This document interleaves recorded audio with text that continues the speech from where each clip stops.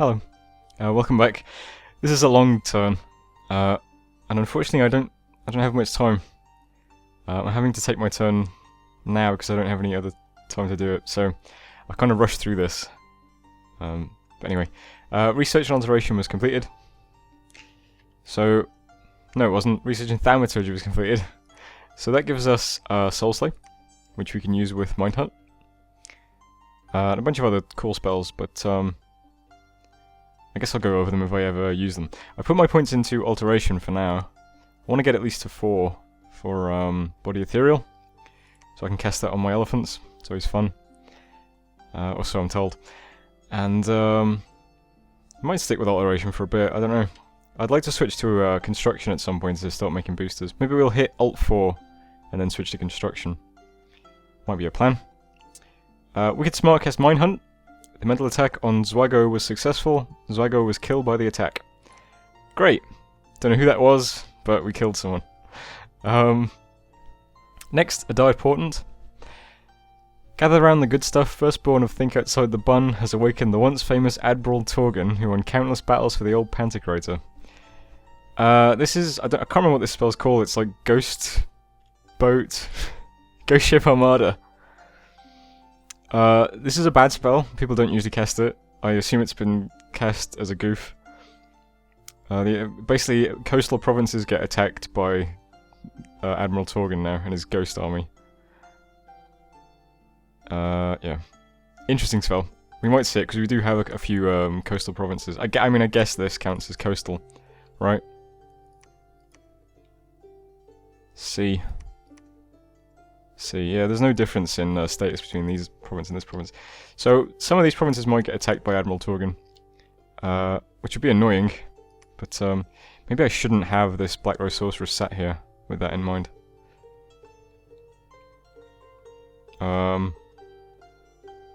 Yeah, let's move to... Yeah, let's not... I don't want to sit in a coast while let's go. Just let's see how it works, just to see what happens. Awaken some Vinemen, search for sites, and found no sites in Snake Swamps. And we've searched Death and all the elements to level 2, which is interesting, because swamps have like the highest % chance for sites, I think. Or maybe, I think wastes are the highest, and then swamps are quite high as well. And so far there's nothing here. So there might be level 3 sites here, or I guess it might just be empty. But my site search will move to Swamp Passage now. They'll site search Swamp Passage next. Battles, okay. So there's a battle in Dural Woods. This is... So, yeah, Jomon's armies have completely moved off Arco now. And Arco also broke siege this time. And we can see Jomon's big army in Dural Woods. So that's interesting. You can see my red arrow is what I'm doing. I'm moving everyone to Agonor, but yeah. So this only fought province defense, but we'll watch it anyway, just because we can see what the army is doing. First thing, still no mages. There's absolutely no mages in this army. There's lots of commanders and lots of priests, and the priests are there to bless this gigantic number of sacred troops. So everything holds while the blessings are laid down.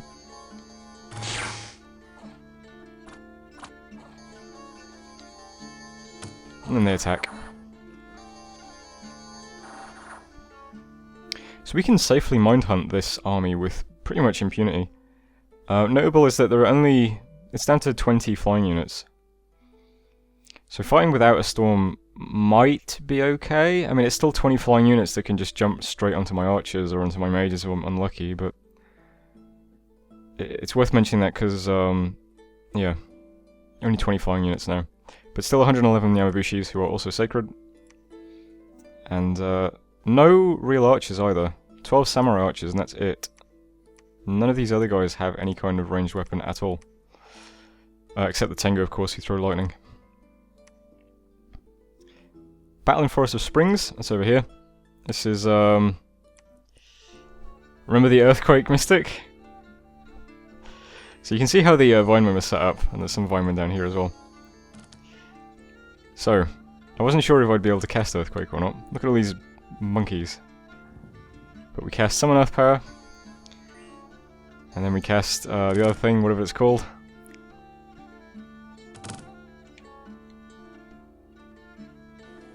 Power of the spheres. Getting us up to Earth 4.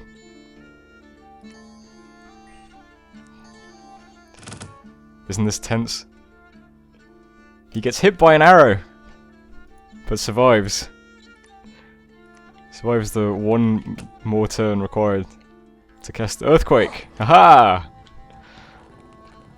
Alright, so it wasn't as devastating as I was hoping. I thought since, you know, we've got loads of Marcata and stuff, I thought the Earthquake might just wipe out a lot of these units. But unfortunately, it did a lot of damage, but wasn't that good. These guys are all ethereal, so I guess... Oh no, I think Earthquake goes through ethereality, now that I think about it. Or was that Rain of Stone? I don't know. But anyway, so we hit... The Earthquake did work. And we killed 52 units. So we killed what is that, 1/6 of the army? 250. No, it's a fifth, right? Yeah, it's a fifth. 50 of 250 is a fifth. Alright. So, we killed a fifth of the army. Including 33 archers. 15 sort of infantry. And a couple of little monkeys as well. So that's not too bad. Of course there's a mystic. Mystics are like, what, 100 gold? So it costs us 100 gold to kill 52 units. That's probably worth it, right? How much are mystics? Let's check again. 120 gold. So that costs us 120 gold. I think that's worth it, right? Yeah, I think it's worth it. So we killed some units for 120 gold. Not too bad. Also, other Arco did actually break out of the fort in his cap. So he's now free! The fight back begins here. Battling Bogger Beasts. This was my pretender. Took Bogger Beasts from Gath, and then Patala moved into it. And then we killed that as well. So, same sort of thing as we've seen before. In fact, in this fight, the Nagini is set to retreat, so it's even less fun. But yeah, we took this province over here. So it's right in the middle of his territory. We don't actually get the income from this province, I don't think, because it's cut off. Yeah, this province cannot trace a path to a friendly fort, so no tax will be collected. But we do get 2 death sites here. 1 death, 1 air. And 1 death, 1 water spreads deadly disease. So I want to get out of that province quickly. So there you go. Finally, there was a battle in the Forest of Falling Leaves. That's over here. This is Patala throwing commanders at us again. I guess to hamper our efforts to move more troops into Forest of Springs. Still under siege in Forest of Springs, and the walls are damaged now, which is quite interesting. And 6 battle afflictions were cured. Alright, so what's happening this time? Well, some simple movements over here. Site searches are moving to Swamp Passage to site search. New commanders moving to Azamar, because we've got lots of Amazons here. Over here, we're just moving some troops towards Forest of Springs. There's a commander moving from White Forest to Semiok to pick up longbows. There is an Astral 2 Mystic moving to Forest of Falling Leaves on move patrol, because, and he's scripted to cast Paralyze. So Paralyze has 100 range, 100 precision. So if he's patrolling, then the next time Patala throws a commander at us, that Mystic should just paralyze him to death. So that'll stop him doing that. In the meantime, I'm breaking siege with all the units in Forest of Springs. And I'll also attempt to move these 5 bros here into the battle as well. But depending on how the coin flip works with the Atavi commander, they might not end up in the fight. So if I hit Y, you can see this is the units that we've got. It's not a lot of units, and they're not very good units either. So I don't know if we can actually beat Patala, because he does have, like, what was it, 35 Sacreds, was it? Naga Warriors, 32 Sacred Nagas. So that's kind of tough, but we'll break siege and see if we can do it. Spellcasting is pretty much what we've seen several times. We're just going to dump Stellar Cascades. We've got one guy casting Anti-Magic, one guy casting Light of the Northern Star. Why is that grey? He's Astral 2, he casts Power of the Spheres. And then he casts Light of the Northern Star. Yeah, that's fine. Yeah, so what was it? We cast Anti-Magic, Light of the Northern Star, and I've also got a Fire 2 Mystic here. who I've given some gems to. He's going to cast Phoenix Power and then Flaming Arrows. So Flaming Arrows ignites all sort of ammunition. I'm not sure if that applies to slings, but if it does apply to slings, then all of these Jaguars will fire flaming slings. If not, it'll just be the longbows. But still, 28 flaming longbows is pretty nice. And I think flaming weapons hit through ethereality, so it'll be useful to break the... Because Patala is casting Body Ethereal on a few troops. Down here you can see the bros that are coming from Forest of Falling Leaves. They're in a traditional communion. There's only 5 of them, but I thought I might as well have a few guys communioned, just to see how it plays out. So it's 3 slaves, 2 masters. The masters are just set to cast Summon Earth Power, Phoenix Power, and then Magma Eruption. Magma Eruption, it has a giant AoE 5, range 25, and it does a gigantic amount of damage. And since a lot of Patala's troops have no armor, that should be pretty decent damage, I think. The Naga have a lot of armor, I think. I think they're missing head protection, but other than that... Is it Forest of Springs? Yeah. Naga have protection 17. That's 21 body, 5 head. So... they have a lot of protection, but everything else has garbage protection, right? 0, 1, 1. So yeah, so a spell like that should do pretty sick damage. So that's if they even end up in the fight. So they're breaking siege, that's what's happening over there. Over here, I was really not sure what to do here. I'm moving a lot of stuff here, as you can see. And everything's on move patrol, or patrol if it's already here. Including my god. I forgot that my god doesn't have gems anymore, which is really unfortunate, because what I wanted to do was have everything patrol, and my god would cast Storm, which would prevent the units from flying. So I wasn't sure whether I should still patrol or not. But since he only has 20 flying units, I thought, why not? We'll give it a shot. We'll patrol without the Storm, and see what happens. So this is all the stuff that's going to be patrolling in this province. There's a lot of units. None of them are really that good, but we have a lot of spellcasters as well. So it's the same sort of thing. Lots of priestesses are casting Tangle Vines. We've got lots of Stellar Cascades. And we cast the same 3 battlefield buffs as well. We've got Anti-Magic, we've got Light of the Northern Star, and we've got Flaming Arrows somewhere as well. Units are laid up. Archers at the back. All those blocks at the back are archers. All the lines at the front are units. We've got a squad of elephants at the top as well. And then my god is down the bottom too. Just set to cast Horde of Skeletons. So, yeah, these are the Flaming Arrows going. So, pretty much same thing we've seen, lots of Stellar Cascades, plus 3 buffs. So all these guys are patrolling. I don't actually know if Jomon will actually attack into Agonor this turn. He might just be wanting to claim back some territory. But on the off chance he does attack Agonor, all of that stuff is going to be patrolling. So with that in mind, in fact, let's put up the province defense too. Put it to 20. Why not? We've got gold to spare. We've currently got 3,031 gold income, which is pretty crazy. You can see I finally got temples up in these provinces now, and I'm building another temple in Forest of Falling Leaves this turn. So this whole strip of my territory is all going to be templed, which is quite funny. I think that's it for everything I'm doing this turn.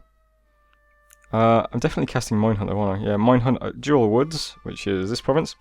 So we'll snipe another commander, hopefully a priest. And that's that. So I'm glad I got that done, because there's still a long time to go on the turn timer. Oh, I am also moving my scouts now as well, don't worry about that. These guys are all finally sneaking, including the new one. He's going to go this direction. Yeah. So there's 20 hours left on the timer, so I've taken my turn quite early, but I won't have any time to do my turn in the next 20 hours. So, actually with that in mind, let's be really annoying and submit this unfinished. Just in case I do have some time 20 hours from now. And I want to just log in and just review my turn, just to ensure that there's nothing else I want to change. Because I did take that turn quite quickly. Anyway, I'm rambling, that's it. So, thanks for watching, and I'll see you on turn 32.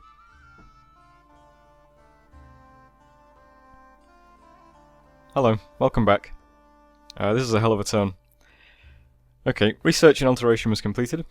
That takes us up to alteration 5. No, it doesn't. It takes us up to alteration 3. Which doesn't give us much, really. We've got mist form for my pretender. And that's about it. Don't think I'll cast anything else there, really.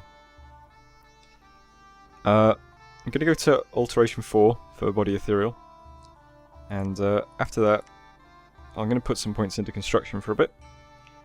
And I think I'll start splitting my research between enchantment for a bit as well. For some buffs. Currently, if I had every single one of my mages researching, I am way over 1,000 research per turn. It's like 1,200 or 300 or something. But I have so many mages doing this stuff this turn that it's down to 439. So that gives you a sense of how many mages I have. Okay, 2 thrones were claimed. One was claimed by man, but not my man, the other man.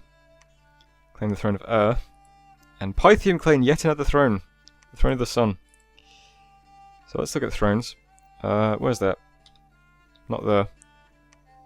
Statistics? Yes. Thrones of Ascension. So man claimed the throne of Blessed troops get Air Shield. Produces a total of 3 Air Gems per turn. Enables the recruitment of Wind Masters. That's a nice throne. And Pythium, who now have 3 thrones, claim the throne of the sun. This is a great throne. Level 3 throne. Spreads Dominion 5. Dominion gets Heat, Order, and Growth. Produces 3 Fire Gems per turn. And Blessed troops get Fire Resistance. So that's a really nice throne. Yeah, so Pythium's team now has 3 thrones. Pythium's team is a team of 2 players. It's just Pythium and Shinuyama because they are 2 of the best players in the community, I suppose. They're very, very good. And Shinuyama is apparently very large, and I assume Shinuyama also gets Tengu like Jomon does, so they've got some nice sacreds. So yeah, their team of 2 will probably win the game, especially since they seem to be claiming a lot of thrones currently. Yeah. We cast Mind Hunt, we killed Nobukazu. Good work, us. Die Portent. Pythium also cast a global enchantment this turn. This is the Eternal Pyre, which generates 20 Fire Gems per month. I think. Let's just check. Yep, Eternal Pyre. 20 magical gems imbued with fire each month. So that happened.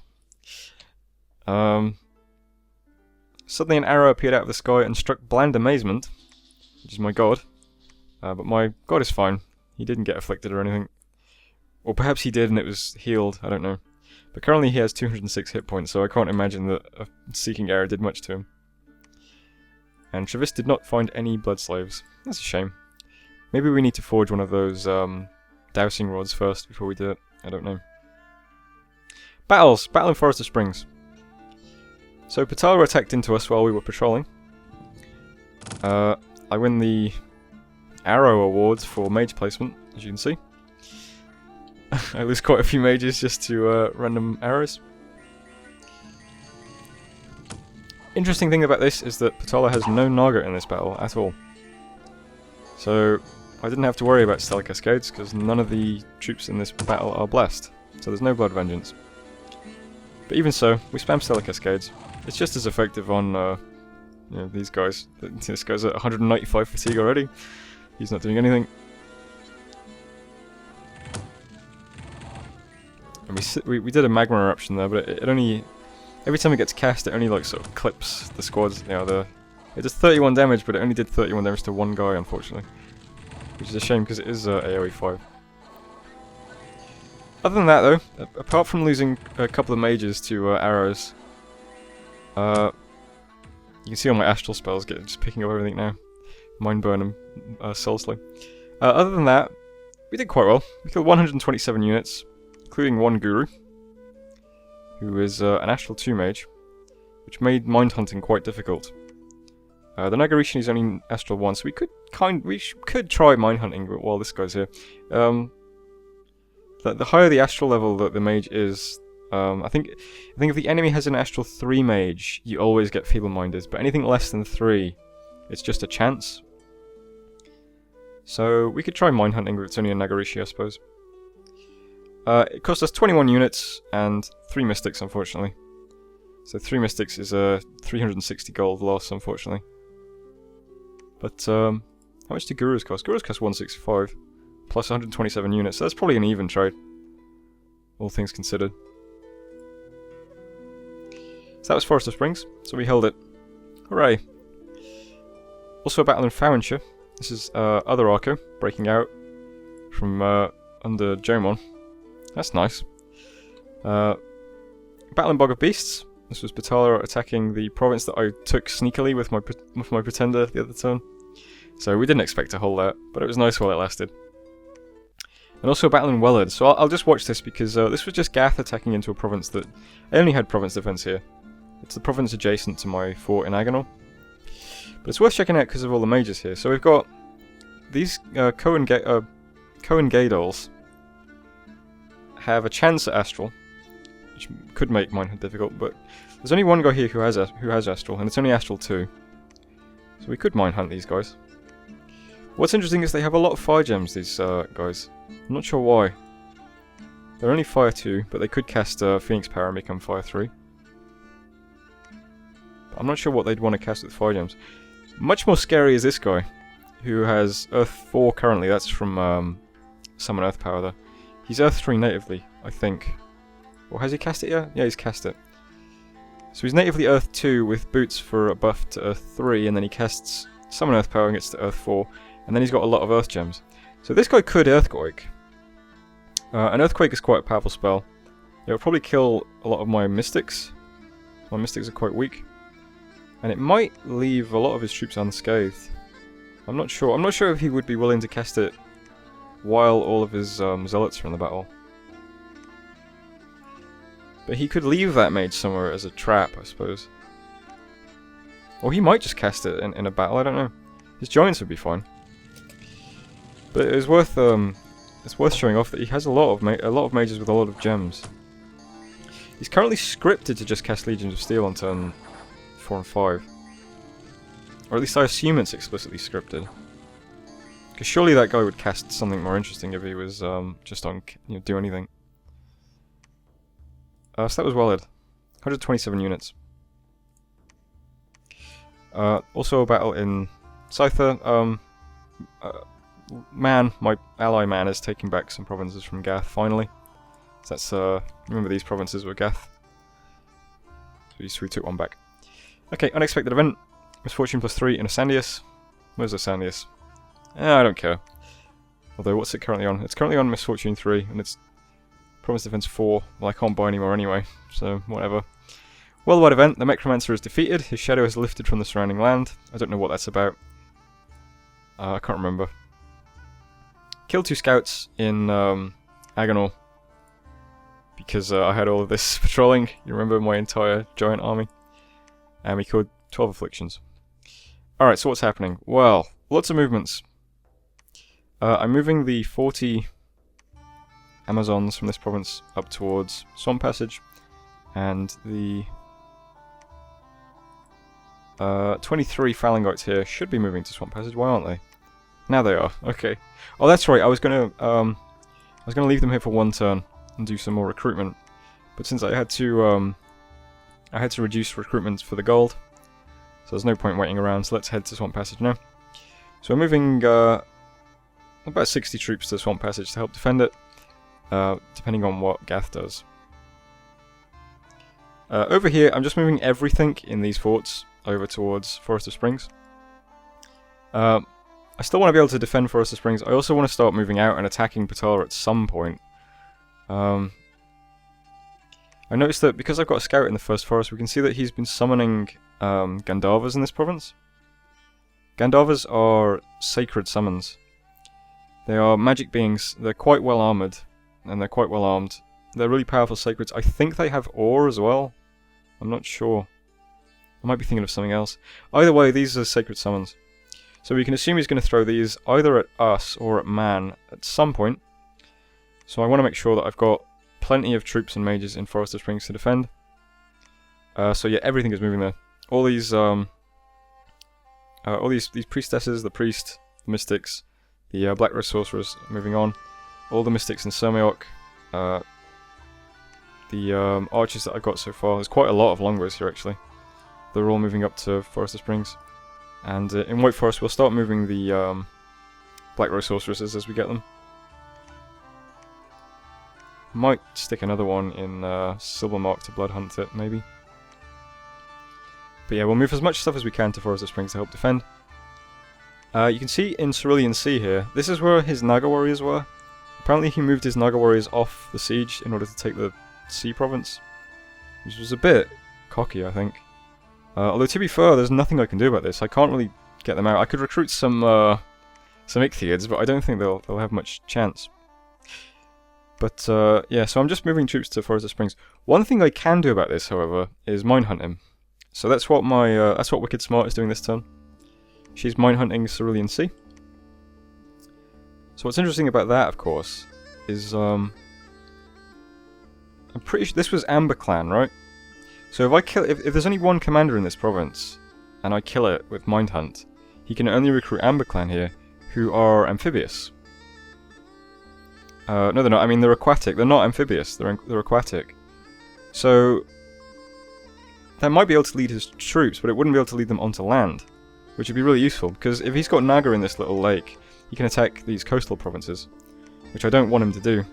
But if I Mind Hunt his commander, I don't think he can. He'd have to get another Naga leader through here into Cerulean Sea to pick them up. And I can just keep Mind Hunting things. I don't think any Naga, except for the big Naga, the slow to recruit ones, I don't think any of them have a chance of natively having Astral 3. So we'll see what happens. Over here is more interesting. So he has these troops in Wellard. Gath has these troops in Wellard.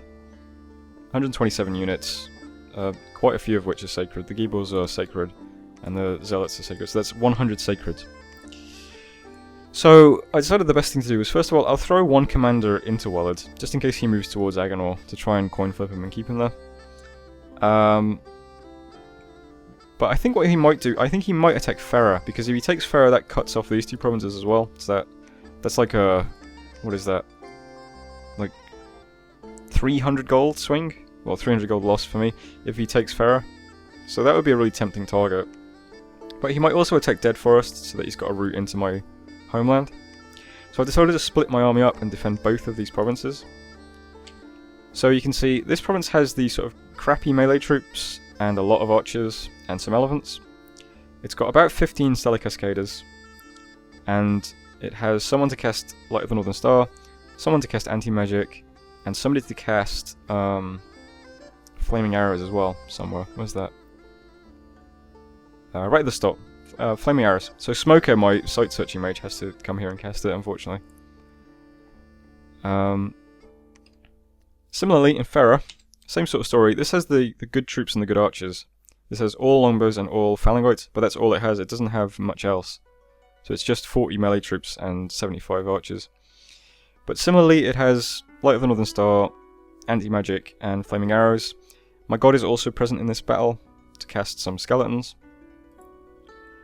So it's a, you know, we're basically relying on our mages to win these battles, because the troops Gath has here sort of outclass us and outnumber us. But hopefully we provide so much mage support that it doesn't matter. What he does with that Earth Mage is kind of a wild card, though. I don't know what, if that starts earthquaking, then I guess I'm fucked. So we'll see what happens anyway. My sight searching mage, the other three are in Swamp Passage to sight search. It's unfortunate Smoker is needed. He's the only Fire 2 mage that I have, other than the one that I already have. So, oops, I have not given this guy gems. That's good job I noticed that. Let's give him 5 gems.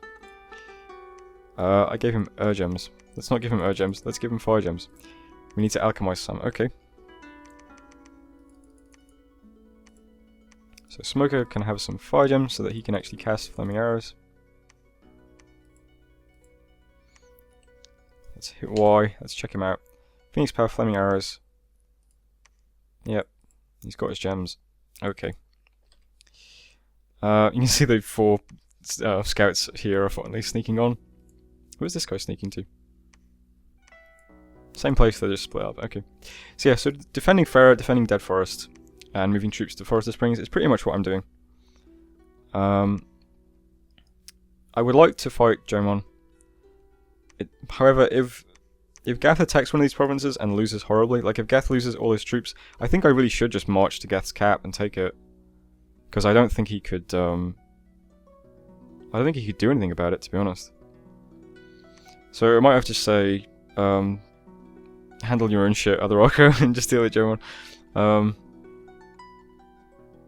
don't know. We'll see what happens though. But that's what I'm doing. And it was quite a big turn. Quite a lot of stuff doing there. So I have to see how it turns out. Hopefully it's okay. And I'll see you on turn 33, so you can find out. Hello, welcome back. A long turn. I don't like this turn. Let's get to it. So research, we got alteration up to 4 for body ethereal. So we can cast that on people now. What else do we get here? We've got Swarm. Swarm is a really good spell if you've got a nature mage with a gem. Summons a bunch of insects. Destruction. I guess we might use that.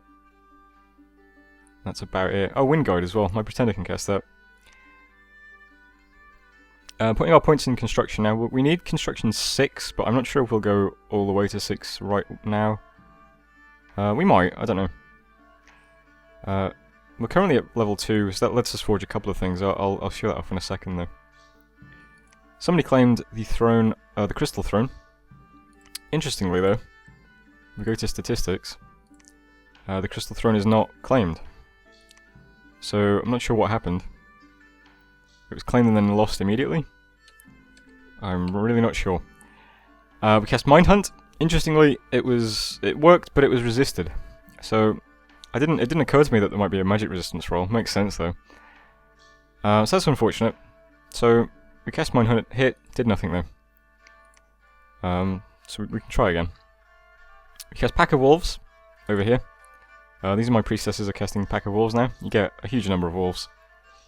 So they're great for defending forts and also for patrolling. Once I get, I mean, I am going to try and blood hunt with those Black Rose sorceresses eventually. So I'll have some wolves hanging out. Search for sites in Swamp Passage, didn't find any, except Prospector, who found 1 Earth site, which gives 1 Earth gem per turn. So that's quite nice. Gem income is still fairly healthy. We could do with some water and fire gems. But other than that, pretty nice. And we captured 4 good blood slaves in Wesh. Battle in Wellard. This was, of course, right. So we threw a commander at Gath in case he moved towards us. Battle in Forest of Springs. This was, I might as well watch this, I suppose. So Patala threw another commander at us, but I had the Mystic patrolling, who's just set to cast Paralyze. So he immediately paralyzes the commander on turn 1, and turn 2, and turn 3, and turn 4, and turn 5, which means the guy is now paralyzed for 26 turns, which gives plenty of time for my units to walk up. And then my Mystic actually casts a Mind Burn and kills him anyway. So hopefully Patala will stop throwing commanders at us now. Battle in Umidor. This was just Jomon taking back the 2 provinces that I took in Umidor and Eric's. Battle in Pavonia, other Arco, taking some provinces from Jomon. It's over here. So you can see how things look now. Battle in Benefi, annoyingly. This was Gath, what troops he has left, he threw at Benefi. So we've lost that province again. I should really put a fort in this province, shouldn't I? Oh, then again, it is adjacent to Agonor now. Maybe not. We'll see. Something to think about. Eric's was also Jomon taking the province back. And finally a battle in Norville. What was this? Can't remember. Oh, right. So, yeah, because the Mind Hunt was resisted, we didn't kill the Naga commander, which is this guy. Which means the Naga were able to move onto land and take a coastal province from me.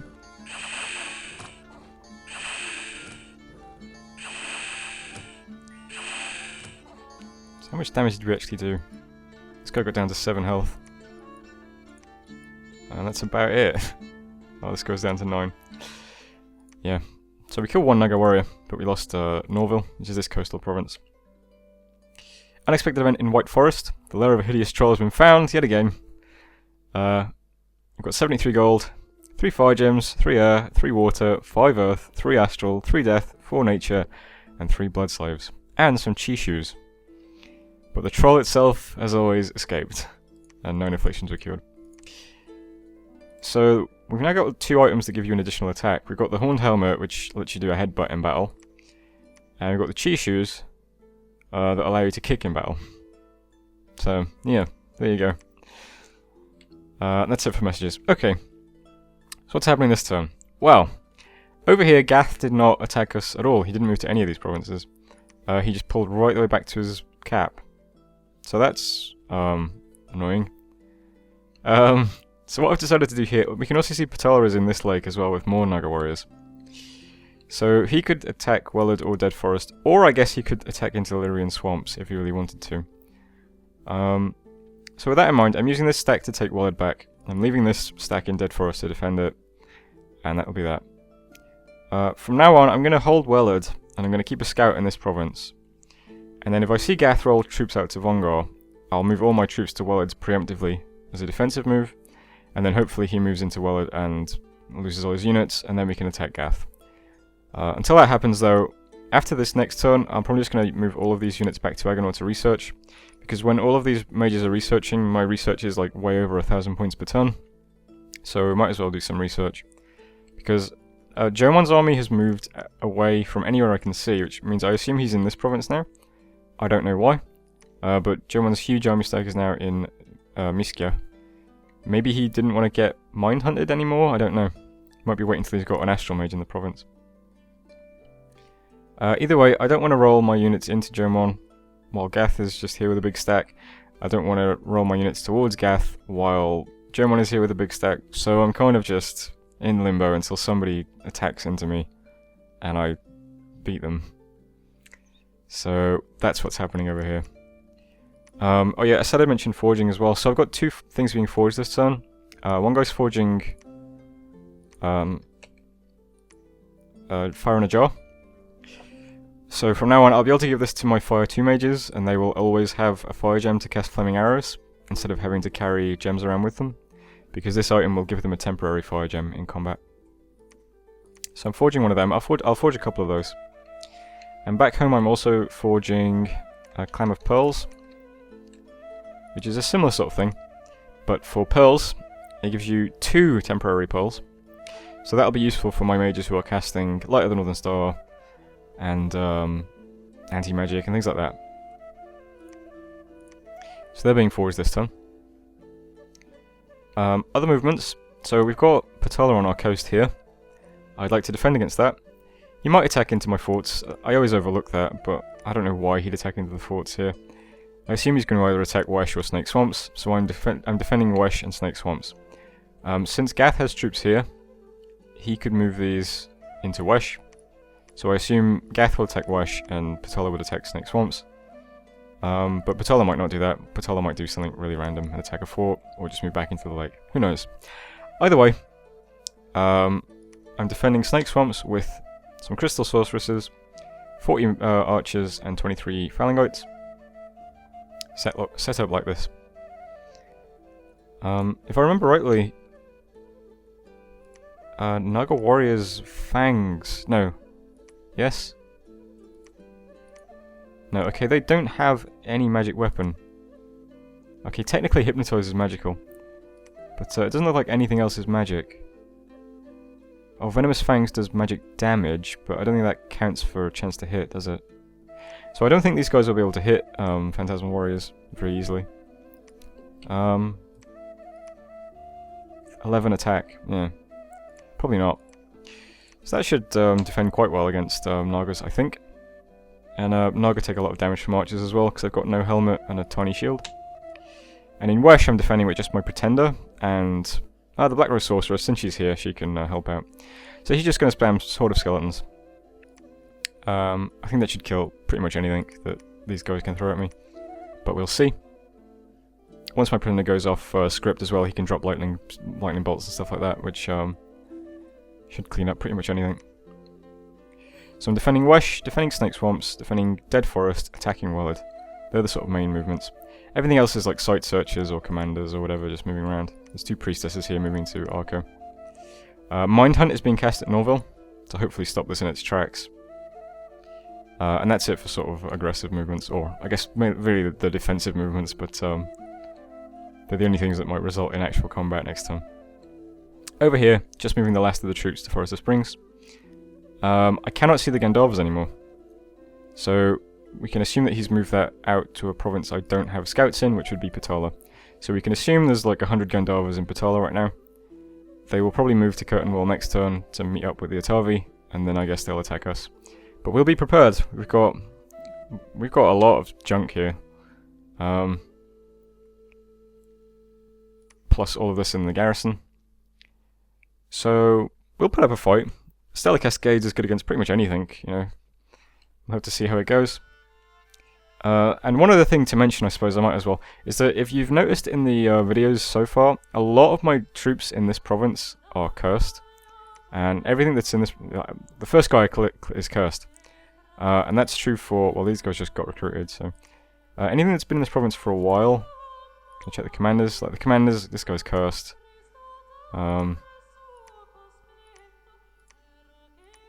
This guy's cursed. So you might have noticed that in the video. A lot of the time I'll click a unit and it'll have a curse icon on it. Cursed. I think that means that there's a site in this province that causes curses. And as far as I know, most of the sites that cause curses are nature sites. So since there is a nature 3 mage here now, Bina, the Black Rose Sorceress, I'm going to have her search for sites. And I assume we're going to uncover a site that causes curses. Which is really unfortunate, because this is where we're building up forces and it's got a curse site, but, you know, whatever. Got to make do with what you've got. And I think that's it for this turn. It's not a very cool turn, it's really annoying. I have to defend on so many fronts, but I'm not sure what else I can do, really. But we're going up construction.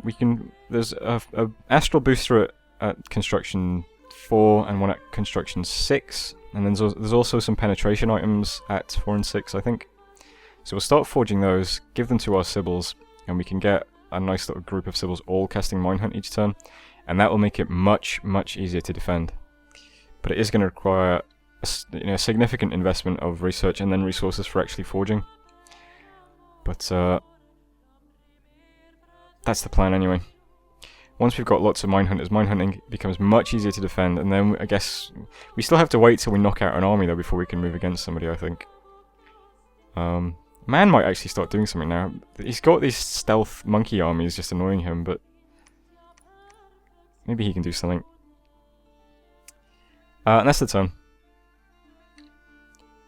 21 commanders doing nothing. That's because there's so many people defending over here. These guys are actually searching because why not? Alright, end of turn. So that was turn 33, and I'll see you on turn 34.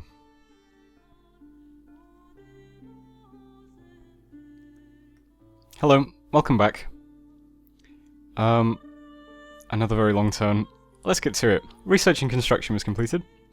Unfortunately, it's only level 3, so that gives us some spells rather than items. And we probably won't be casting any of these. I don't think. That's a lot of gems for... alright. It's probably not. We'll keep going through construction for now. 466 points per turn. We'll try and get to construction 6, I think. Cast Pack of Wolves, cast Minehunt. Unfortunately, Asankita managed to resist the spell again. That's a shame. It would be nice if we could kill that Naga commander, but oh well. We searched for sites in Forest of Springs. I mentioned that there was probably a nature site here that causes curses, and it's this site, the Crone. Now this site doesn't actually mention cursing, but I looked it up and it does. It has a 10% chance to curse units. I don't know why it doesn't list it, but apparently it does, and I think we have proof that it does, given that all my units are cursed. So, more interesting though is it reveals mundane score graphs.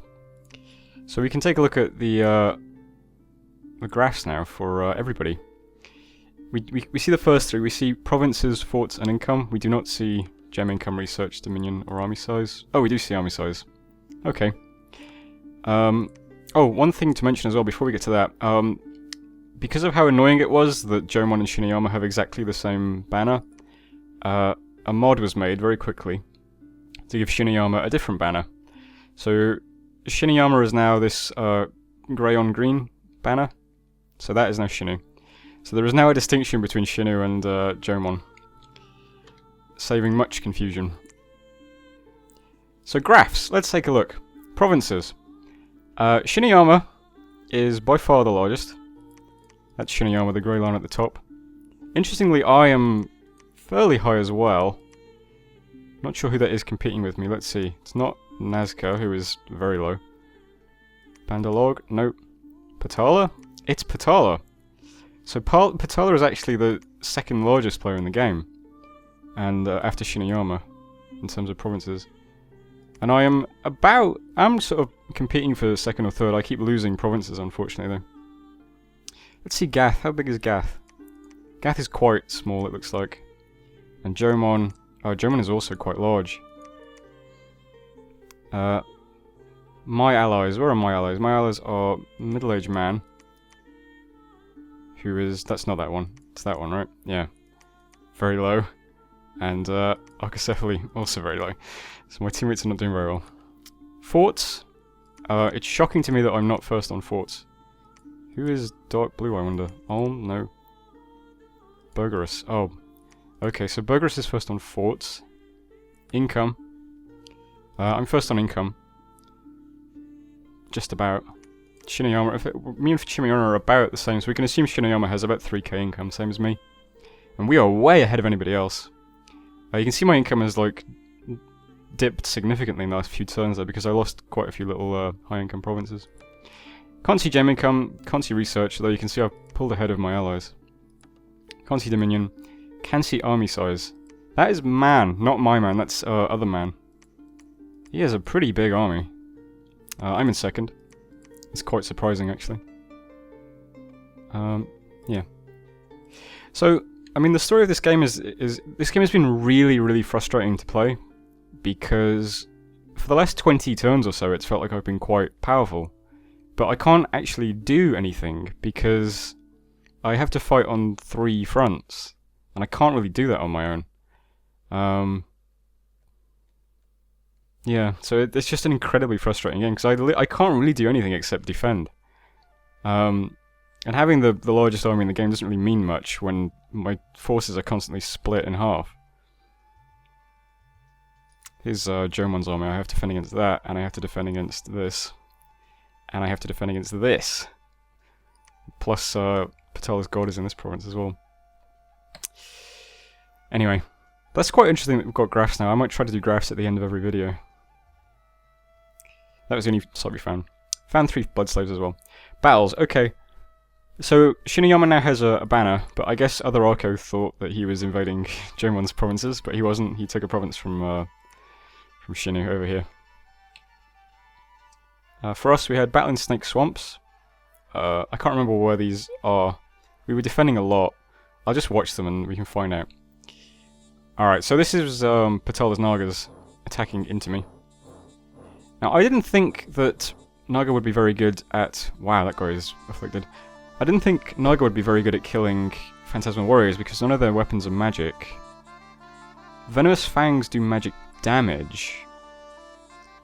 But, I don't know. I thought they'd have a hard time with killing Phantasmal Warriors. Turns out that's not true. Also turns out that since my troops have like 9 magic resistance in my dominion, and we don't have anti-magic in this fight, I lose a lot of troops just firing arrows. Like, a lot of my archers just kill themselves. Just from casting arrows. You can see how easily the Naga just rip through the Phantasmal Warriors though. They just easily kill them. Someone said that Phantasmal Warriors kill themselves on repel quite a lot, but they don't even have very long weapons. So I don't know why they die so quickly, but they were not as effective a wall as I was hoping they would be.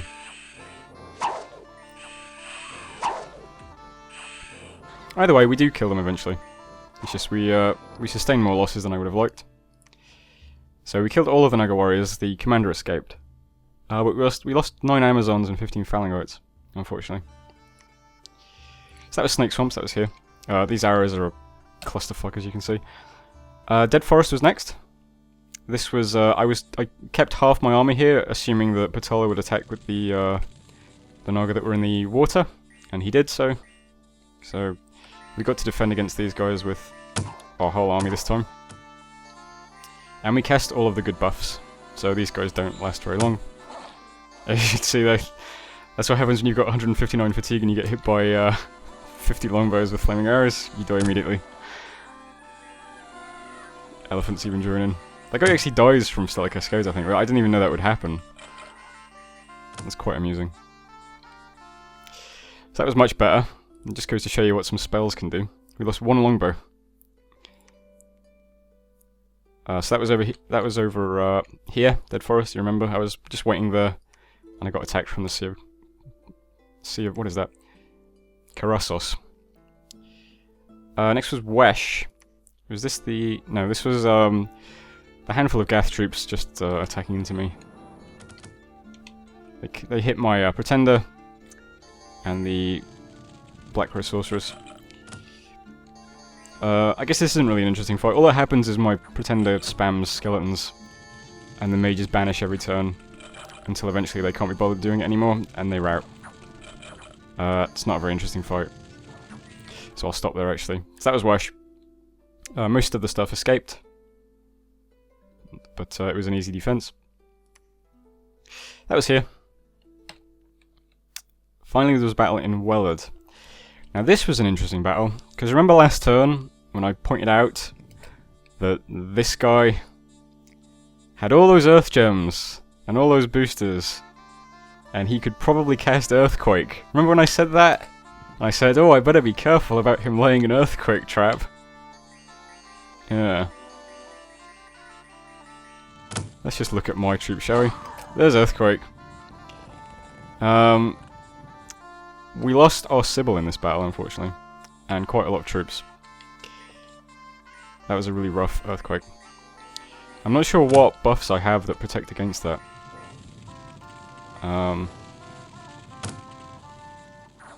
I really don't know.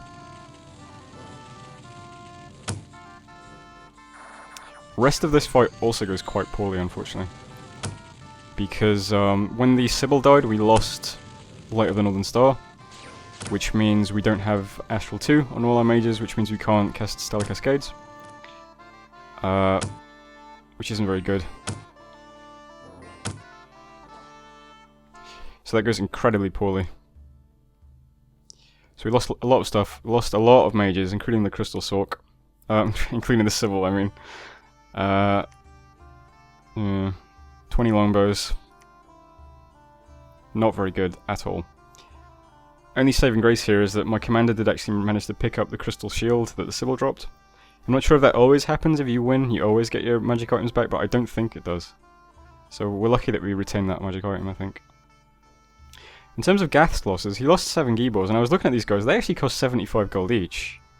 So that's not exactly like a small loss, that's actually significant, and these Yudonis cost 135 gold. So he didn't escape unscathed, certainly, but we lost a lot of important mages. Well, we lost a very important mage, plus a lot of troops. And our remaining troops suffered quite a few afflictions as well, so hopefully we'll heal those up sooner rather than later. Finally, a battle in Icton. This is over here. We spied this battle. Icton is a coastal province, and so it was hit by... Well, let's show it off, shall we? Admiral Torgren.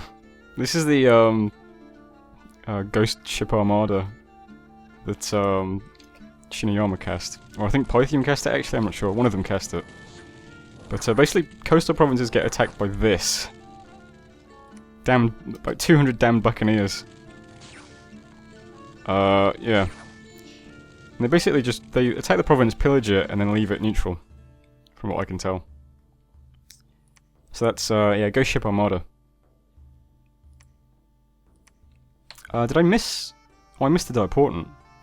Yeah, so, as if Shinuyama's team wasn't far enough ahead, they've now cast another global enchantment. They now have 4 global enchantments, their team.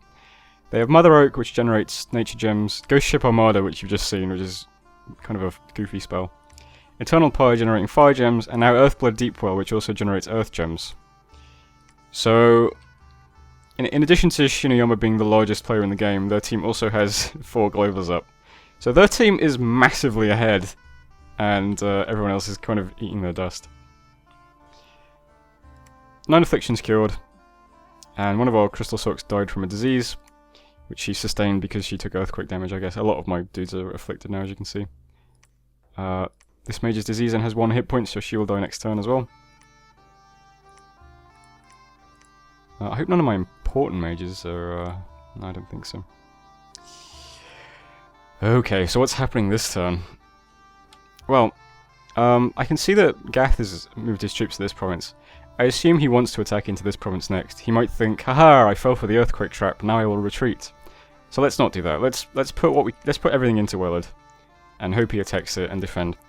It's really not very neat anymore, the scripting, because the only mage I can have casting Light of the Northern Star is this guy, because he's the only, I'm very zoomed out, aren't I? Let's zoom into it, you can see that. So, this guy, this mystic here, is literally the only mystic I can have casting Light of the Northern Star in battle. Unfortunately, he's the most recent mage recruited, which means if I hit Y, this guy is literally last in the turn order. This guy, right at the bottom. So I can't start Stellar Cascading until turn 3 with most of these mages. But apart from that caveat, which has sort of delayed things, I'm casting Body Ethereal a lot on turn 1 and then Personal Luck. Anyone who's natively 2 is casting Paralyze on turn 1. I don't know what I'm supposed to do about walking into another Earthquake trap. So I thought one thing I can do is just have all my Astral 2 mages cast Paralyze on the first turn. And then if I'm lucky, I'll Paralyze the Earthquake casting mage, right? That's like the best plan I could come up with. Other than that, everything is pretty much the same. I mean, we'll cast the 3 big buffs, Light of the Northern Star, Anti-Magic, and Flaming Arrows. Troops are more or less lined up the same. I'm now casting Body Ethereal. A lot of my Body Ethereal casters are in amongst the Elephant Squad. So hopefully I Ethereal some elephants, because I've heard that it's quite funny. Ethereality isn't terribly useful against Gath because he does have magic weapons on some of his units, but besides that, still might as well cast it. But other than that, things are the same. So we're defending in Willard against Gath. Over here, Gath has troops in Norville and Patala has troops in Cerulean Sea. So I assume there's only 3 moves he can make. Well, I mean, he can attack forwards and stuff like that. But he can either attack into one of these provinces, in which case it'll coin flip, and I don't mind fighting in any of these 3 provinces. Or he can move the snakes from Cerulean Sea into Norville and defend it, in which case I'll be attacking with all of this stuff. There's not a lot of troops, but there's a lot of sort of spam. Even my pretenders in this battle. Or he can move these troops to Benefi and just kind of pool, move his move Gath's commanders to Benefi, pick up some units here. In which case I'll take Norville. I'm moving troops into Wesh. I'm moving some elephants though. So both of these provinces will be defended, and then I can move them both into Benefi next turn. So either way, I think the important province at the moment is Norville. So I'm attacking Norville with a lot, moving some troops to Wesh, and then next turn I'll take care of Benefi. I'm also casting Minehunt and Cerulean Sea. Again, I really want to kill this Naga commander. If for some reason Patala decides to retreat his Nagas back over to this province, don't know why he'd do that, but he might. I'm attacking Mir. I'm bringing a lot of troops to bear, probably far more troops than I actually need, but better safe than sorry, right? So as usual, 3 big buffs, Light of the Northern Star, Anti-Magic, Flaming Arrows, and everyone can do their own thing. Everyone else does Stellar Cascades. So that's moving to Mir. That still does leave quite a few troops in Forest of Springs though.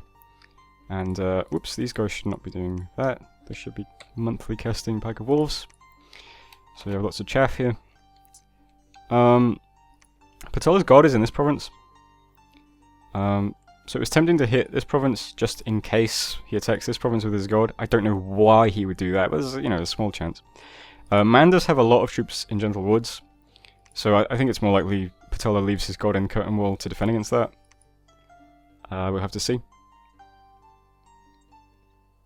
Patala has his Gandharvas in the Bulwark at the moment. I assume they're going to attack this throne.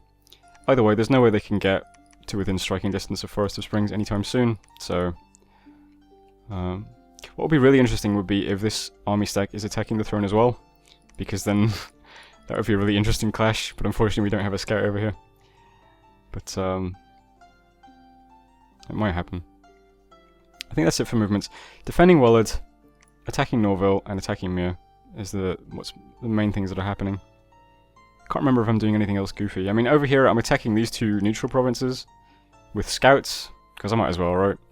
They're just set to retreat. But if there's no units and no province defense, well, hey, we'll take them. This one will probably get attacked by units from Gath. Alright, this is probably a very long turn because I went through graphs and everything. Jomon's army is here. You can get to Ferrer in one turn. Have to see what happens though. I think that's everything. I think that's everything. I don't think I'm doing anything else interesting. Yep, gonna leave it there. Any other movements are just scouts or commanders and things like that. We're still slowly moving our scouts through Gath's and some of Bogarus' territory now. Wish I had more scouts over here actually, but oh, I guess I kind of do if I keep going.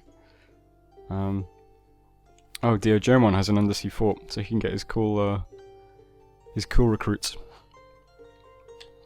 Alright, ending turn. Oh god, I hate when the server stalls like this. Well, hopefully this turn submits, because I really, really do not want to go through all of that again, because that was a really complicated turn. So tune in, or stay tuned, and you'll find out next turn what happened. Thanks for watching. Hello, welcome back. This is going to be another long turn, I think. Research. Construction. We got construction 4. That means we can forge a bunch of new stuff now. Gonna stick with construction for a bit more. I'm doing a lot of forging this turn. I'll show it off. I'll show it off now so I don't forget, actually. So let's see what we're doing. Warm Grandmother is forging a clam of pearls. We've got Arcoscephale forging earth boots. That's an earth booster. I need some earth booster so that I can forge crystal coins, which are astral boosters. So that's kind of an intermediary step. But it's also useful to have any kind of boosters lying around, I suppose. Forging a spell focus, which is an astral item that gives you spell penetration. So that will help my mine hunters not get resisted as often, I hope. Forging a thistle mace, which is a nature booster. Not sure what use that'll be yet, but might as well forge it so that I've got one. Originally I was going to forge one of these for Man to cast Gift of Health, but I don't... My team doesn't actually talk to each other anymore, because I guess they just gave up. So I haven't actually spoken to my teammates in a long time. So I don't know if he'd still be interested in doing that. Especially since it's a new player playing Man now. But I'm forging one for myself anyway. Bina is forging a Sanguine Dowsing Rod, which helps you to blood hunt. So they're only cheap as well, I think. I think it's like 5 blood slaves or something. And that's it for forging. So forging quite a few items. And we'll be forging lots of stuff as the game goes on, I suppose. Summon some wolves, cast Mine Hunt, which was resisted again, unfortunately. I think Nagarajas are too difficult to hit until we get some penetration items. Search for sites and didn't find any. Trevis captured 11 blood slaves this time. That was quite nice. And we actually took control of one of those neutral provinces over here. But unfortunately it was attacked again. So we took control of Icton with our scout. Battle in Xanthrast. Oh, that was the other scout as well. So, scout attacked this one. This was claimed by an Independence. Apparently it's an independent army of demons. Which is really weird. So some kind of event took place that robbed that province from Gath. And yeah, filled it with demons. So the scout was not able to take it. Man attacked Mir, which is the province I also attacked with my army. Again, my team doesn't talk, so there's no coordination. But apparently Man moved into this province at the same time that I did. You can see my army is also here. Nothing in it though. So it was just an army killing province defense. Battle in Norville, and then another battle in Norville. So that was the battles that were over here on the coast. So...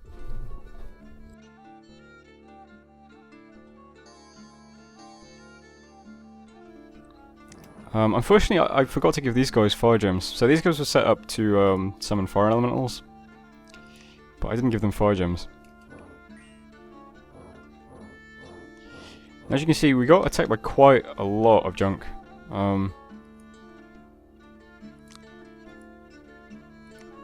There's more stuff here than I originally thought we'd be able to get attacked by. So some of these Atelvi are stealthy, and the commander is stealthy as well. So it's probably worth knowing. Yeah, so I thought it might just be the Naga that attacked, but this is a gigantic amount of stuff actually. Fortunately, we had my pretender in the battle, as well as a lot of crystal sorceresses.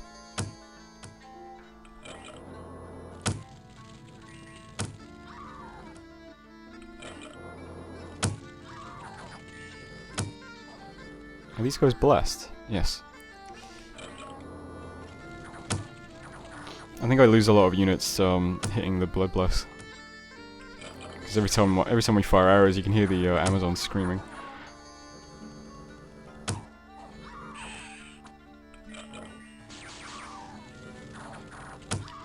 Yep, and once my crystal sorks start casting spells, they tend to kill themselves as well. Their one just died, took 7 damage and died.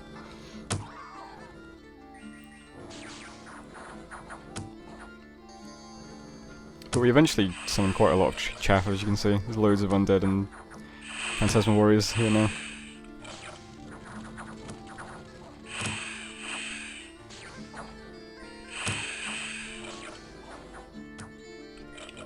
And eventually everything routs. So that was the first battle in the novel. We did lose 2 crystal sorks because of they go off script and they kill themselves on the blood bless. It's really annoying, but I don't know what else to do. We lost quite a few units, but it's okay. We killed all of the Naga warriors, but neither of the Nagarajas, which do have 17 magic resistance, which is why it's so difficult to minehunt them, I suppose. And then, interestingly, Gath also attacked into Norval, but he did it with 1 unit, which, as you can imagine, doesn't survive very long. So we retained Norval. Also a battle in Forest of Falling Leaves. That's this fort here. So Gath apparently moved his units into this province to attack it, and the only thing here was 15 province defense, which is quite surprising that we won, because he has a lot of mages and a Gibor. So we get really lucky in this fight, I think, actually, because if you look at the amount of evocations being dumped on my guys, I'm surprised they don't rout.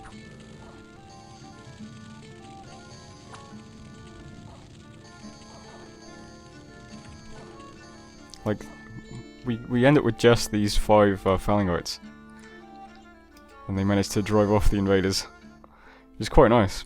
So we killed all those guys with just 15 province defense. Finally, a battle in Pharaoh. This is Jomon's giant army, and it is giant. 203 Yamabushis, 57 Karasu Tengu, 25 Konoha Tengu. And on the subject of Tengu, I actually noticed that they have storm immunity this time around.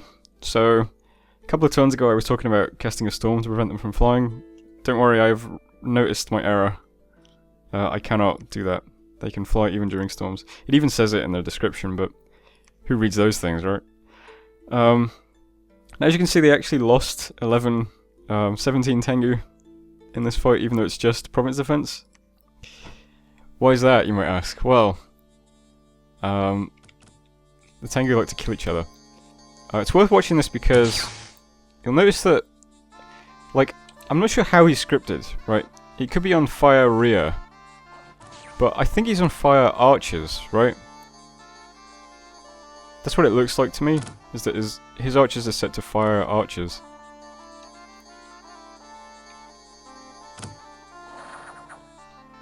And then attack archers. But it could just be attack rear as well, I suppose, or fire rear. I'm not sure. Anyway, this is what happens. This is why all this stuff dies, because these guys just kill all of their friends. Which I thought was quite funny. Finally a battle in Icton. This is, yeah. So the province that we took control of actually got attacked by these guys again. Can't remember the name of... What's the guy's name? Admiral Torgren. So Admiral Torgren attacked the exact same province. Unfortunately, that was the province that both my scouts were in, and they were set to retreat. So since we didn't have a province at that point, they both retreated and died. So that's a shame. Unexpected event in Silvermark. We burned down the woods of a fairy court. Drain +2, death +1, misfortune +3. But we got 2 air gems. And in Wellard, toads have fallen from the skies. The omen has upset the populace. Unrest +30, misfortune +3. 10 units have been diseased. That sounds like a spell to me, right? Some kind of blood spell. Maybe not. I know that Gath is definitely a blood nation. I don't know any blood spells though. I'll look through it later. And that's it for messages. Okay. So what's happening this turn? Right, well, over here, I'm going to attack Enedra with this army. Same army. I don't know where Jomon's... not Jomon. I don't know where Patala's Gandharvas are now. So I need to keep this army within, within striking distance of Forest of Springs that I can defend. Patala's god is in this province. I'm not sure if he'll be able to move in one turn to this province. If he does though, we can fight his god with all this. See how it goes. Might be okay. Probably won't though. That's what's happening over there. Doing a lot of forging as I mentioned. Nothing else too interesting happening over here. These commanders are just picking up troops. There's lots of little commanders moving around, site searchers moving around, scouts and stuff like that. The 2 Sibyls are moving on to Dead Forest. Units over here. Guys in Norval are just going to defend here. That's all these mages. They'll just sit here and defend now. I'm building a lab in this province to facilitate that. And all these units are set to blood hunt this turn, because they might pick up a few slaves. And the troops in Wesh are going to attack Benefi. So that's these guys. So we've got a Mystic, a Commander, a couple of Elephants, and some Phalangites. Hopefully that'll be enough to defeat the Nagaraja. Should be. Right, that just leaves this area. Okay, so Jomon's giant army is here. Gath's giant army is here. So if we assume Gath is going to attack Wellard, and Jomon is going to attack Aganor. That's my assumption. Might not be true, but let's assume it's true. So with that in mind, I'm going to move everything onto Aganor and Patrol. You can see everything is on Move Patrol currently. Or if you can't, let me zoom in. Everything is on Move Patrol currently. My Pretender is also flying to Aganor, and those are the only troops I can get to Aganor this turn. Everything else is blocked by these provinces, unfortunately. Sibyls are moving into Dead Forest, like I said. Should be safe for them to move there, I think. If I had any Astral 3 Sibyls, I would teleport them onto Aganor as well. They wouldn't be able to fight this turn because you can't teleport and patrol, but at least they'd be here for future. But I don't have any Astral 3 Sibyls still. I have the Astral 4 one that is mine hunting, but that's it. I'm also mine hunting Aganor. Reason for that is because Patala is very fond of throwing commanders at armies to delay them, and since these are Patala's teammates, he might tell them to do that. So he might want to stall me in Wellard for some reason. So just in case there's a scout in Aganor that is going to attack Wellard, I'm going to mine hunt Aganor. So if there is a scout there, we'll hopefully kill it and prevent it from doing that. I'm not sure that it would do that, but even so. So what do we move into Aganor? Well, like I said when I watched that fight, it looks like his archers are scripted to fire archers, or just fire rear. If they're set to fire rear, I can't really do much about that. If they're set to fire archers, you can see I've got 10 1-unit squads of archers that are arranged around the front of the battlefield. So if he's set to fire archers, he'll hopefully just pick off these lone units and not attack into the giant bulk of my forces. If he's set to fire rear, then hopefully he'll go for the back archers anyway. I'm not sure. But that's where the units are set up, as you can see. So the, what is that, 8 squares of units in the bottom left. They're all archer squads. The 3 lines of units in front of them are melee troops. It's Phalangites, and then Jaguar Warriors, and then Phalangites again. The single blocks at the front of the archers, like I said. And then you've got some blocks of melee units as well. Let's find one. So here, we have a block of melee units. Block of melee units. And the elephants are also a block of melee units. So, most of my mages are inside this block, so I hope that will protect them a little bit from the Tengu. The block is slightly forward, so it's not all the way back, so again, hopefully it'll protect them from the Tengu. And the mages are scripted pretty much as they have always been scripted. I'll go through this a bit slowly, I suppose. So, all my Crystal Sorceresses have been given 1 gem, and they will be casting Summon Lesser Elemental on turn 1. That's just to add a little bit more distraction, so that archers and the Tengu might focus on the air elementals instead of anything important. Especially anything that's set to attack closest should attack the elementals once they fly in. So every single Crystal Sorc does that on turn 1, and then they just do Personal Luck Stellar Cascades. I don't think they'll have the fatigue to do that, but they might. My Pretender is going to cast Wind Guide, which makes all my archers shoot more accurately. And all my casters that are doing evocations, I suppose. And then Wailing Winds. I've never cast this spell before, I don't know how it works or what it does. But it says, enemies hearing the wailing will feel their spirits sink and have their hearts grip with fear. I assume that means it decreases morale for enemies. But it does say that the spell affects the whole battlefield. So, the second and third sentences are kind of conflicting, right? The second sentence says all enemies, and then the third sentence says the spell affects the whole battlefield. So I don't know if it's going to attack my troops as well, but whatever, we'll cast it anyway. So we'll have Wind Guide and Wailing Winds. Mystics are going to cast some of them cast Body Ethereal, most of them don't. Then they do Personal Luck, then they do Stellar Cascades. We have Sphere Lord, has been given a Clam, the Crystal Shield, and a lot of pearls. He's going to cast Light of the Northern Star. We have Smoker, is doing Phoenix Power and Flaming Arrows. We have Disbelieving Father, doing Anti-Magic. And we've got our 1 Black Rose Sorceress doing Sleep Clouds. And I think we've got a backup. Yeah, right at the end, Mistrustful Father is going to do Power of the Spheres, Light of the Northern Star, Anti-Magic. So he'll do everything just in case one of the casters dies or something like that. We've got like a backup.